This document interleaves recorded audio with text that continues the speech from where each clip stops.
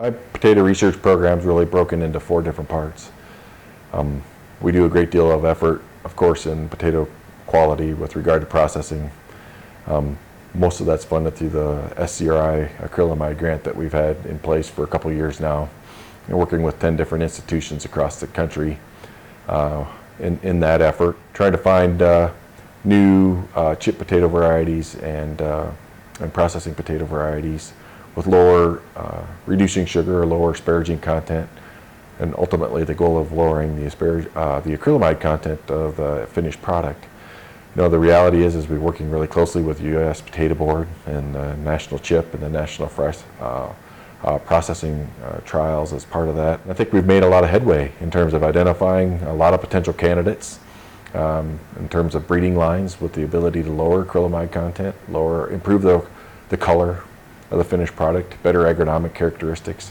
Now the challenge is trying to do the commercialization effort, trying to get the processors and the chip companies to identify which varieties really can work in their plants and can meet sort of the customer needs in the end product. We are now starting to work with the fresh packing sheds in the state of Wisconsin, trying to do something similar but on a regional or a state level. And we know that there's a lot of variability in fresh market as you go across the country in terms of what different growers and packing sheds are trying to deliver. So we're trying to work with our growers and packing sheds to define varieties or identify varieties that might be able to help meet customer needs and consumer needs more appropriately in the fresh market side of things as well. Outside of that, we do a great deal of effort on water management in potatoes. Water's become an increasingly large or critical issue for the state of Wisconsin. And in our irrigated production region in particular. And so it's really important for the future of our industry to try to make sure that we manage the water resource, preserve the water resource, both the amount that we pump and that we use for irrigating our crop, and what impacts that our crop production has on the quality of our water resources. You know, those are big focal points. And so we're looking at drip irrigation as part of that. We're looking at bedded potatoes versus hilled potatoes. A lot of work out west has sort of suggested that there's a lot of potential for that. So we're trying to investigate to see what kind of potential there might be in the state of Wisconsin. It's really exciting.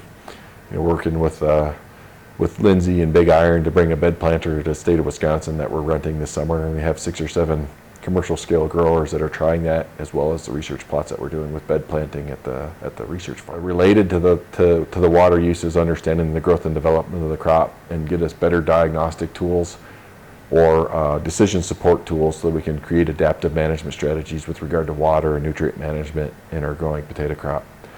Better understanding how the crop is responding to the climate, the environmental conditions, and what triggers that we can implement with growers to make better up-to-minute decisions on what's the best step for managing the crop going forward. Investigating the use of remote sensing and satellite imagery is part of that. Using NDVI imagery is part of that. Also just trying to model crop growth and development and what can we predict is going to happen as we go forward in the season.